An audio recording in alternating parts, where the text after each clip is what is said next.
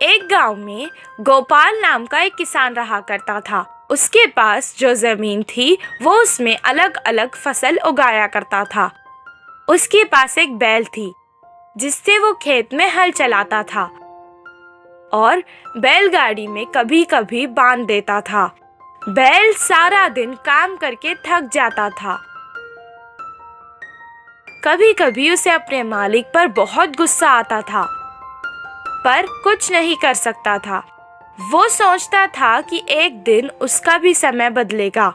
एक दिन अचानक उसके मालिक ने अपने साथ शहर से एक गधा खरीद के ले आए और बैल के साथ उसे भी बांध दिया। गधा बैल के साथ बात करके दोस्ती करना चाहता था। वो उससे कहने लगा, हमारे मालिक तुम्हें अच्छे से देखते हैं।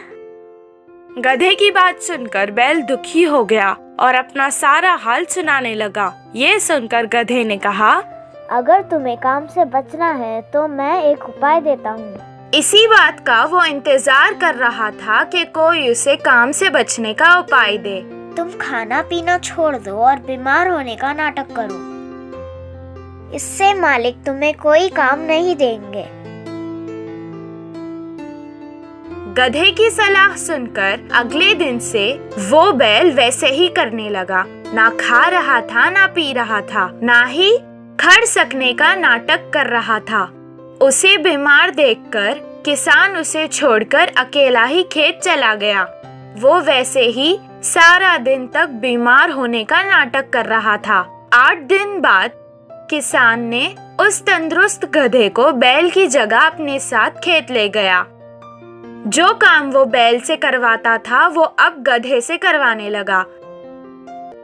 सारा दिन मेहनत करने के बाद गधा रात को थक जाता था। बैल को आराम करते देख के वो कहने लगा, अయ్यो, मैंने उसकी मदद करके अपना ही नुकसान कर लिया। बचने के लिए कुछ उपाय सोचना पड़ेगा। सारी रात वो यही सोचता रहा। सुबह जब वो बैल के पास गया तो उससे कहने लगा कि तुम्हें देखकर मुझे बहुत अफसोस हो रहा है। तुमसे आजकल कुछ काम नहीं होने के कारण तुम हमारे मालिक पर बोझ बनते जा रहे हो। मैंने कल मालिक को बात करते सुना था कि वो तुम्हें अब पशुशाला बेच रहे हैं।